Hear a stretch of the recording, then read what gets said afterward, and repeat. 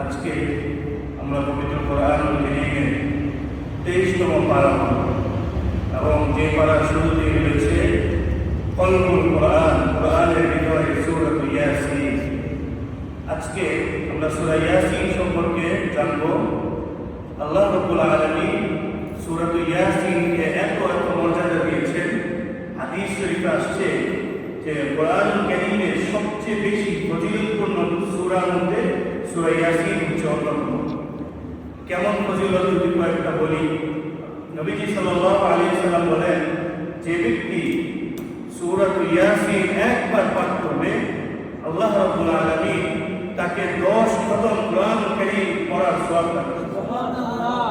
আর যে ব্যক্তি মাহে রমজানে একবার খতম করবে সেই 10 একবার করলে সেটি 70 গুণ বাড়িয়ে, সেটা যদি 10 হয় সেটা আরো 70 গুণ বাড়বে ইনশাআল্লাহ। এছাড়াও আরো অন্য হাদিসে আসছে যে সূরা ইয়াসিন যদি কেউ সকালবেলা পড়ে তাহলে সে সারাদিন আল্লাহ রাব্বুল আলামিন তাকে সুখে শান্তিতে আনন্দিত রাখবেন। হাদিসে আসছে যে ব্যক্তি সূরা ইয়াসিন রাতে পড়বে সে রাতের সকল গুনাহ আল্লাহ ক্ষমা করে দেবেন। আরেক হাদিসে আসছে যে ব্যক্তি মৃত্যু পথযাত্রী ব্যক্তির কাছে বসে, মনুষ্য ব্যক্তির কাছে বসে সূরা ইয়াসিন পাঠ করবে আল্লাহ রাব্বুল আলামিন সে ব্যক্তির মৃত্যুকে সহজ করে দেবেন।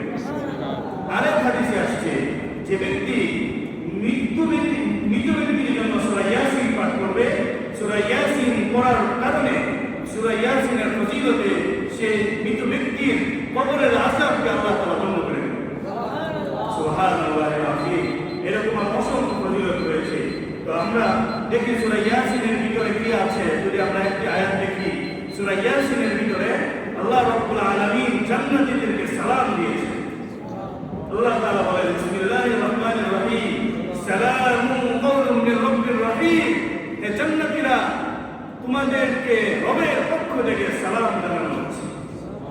এর পূর্ববর্তী আয়াতগুলোতে আল্লাহ তাআলা জান্নাতীদের কথা বলেছেন, জান্নাতীরা কিভাবে হেলান দিয়ে বসে থাকবে। মা ইয়াবতাউন, তারা যা চাইবে তাই খেতে পারবে, যা চাইবে তাই তারা গ্রহণ করতে পারবে। আজকে আরেকটি গুরুত্বপূর্ণ কথা বলবো। সেই কথাটি হচ্ছে আজকের তেলাওয়াতের 8 নম্বর পৃষ্ঠায় বর্ণনা করা হয়েছে।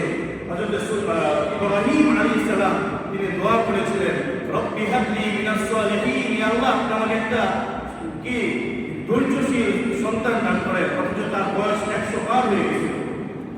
হযরত ইব্রাহিম আলাইহিস সালামকে আল্লাহ তাআলা একটা সন্তান দিয়েছেন। সেই সন্তানের নাম ইসমাঈল আলাইহিস সালাম।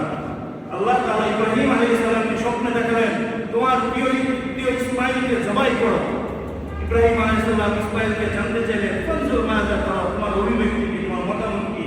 তিনি বললেন, ইয়া আবাতি ফাল মা তু'মার, হে আব্বা আপনি যা আদেশিত হয়েছেন আল্লাহ তাআলা আপনাকে আপনি তাই করেন, আপনি আমাকে কুরবানি করেন।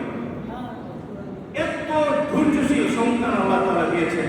এজন্য এই দোয়া আমাদেরকে বেশি বেশি করে করতে হবে, রব্বি হাবলি মিনাস সালিহিন। এরপর হযরত ইসমাঈল আলাইহিস সালামকে যখন জবাই করার জন্য সকল প্রস্তুতি, তাকে উল্টিয়ে দেওয়া হলো। আজকে তেলাওয়াত আসছে, ওয়া তাল্লাহু লিল জাবিন, পিতা পুত্রের দিকে তাকিয়ে তাকালে যদি মায়া পারে এজন্য তাকে উল্টায় দেওয়া হয়েছে ঘাড়ের দিক থেকে। হযরত ইব্রাহিম আলাইহিস সালাম ছুরি চালাচ্ছে।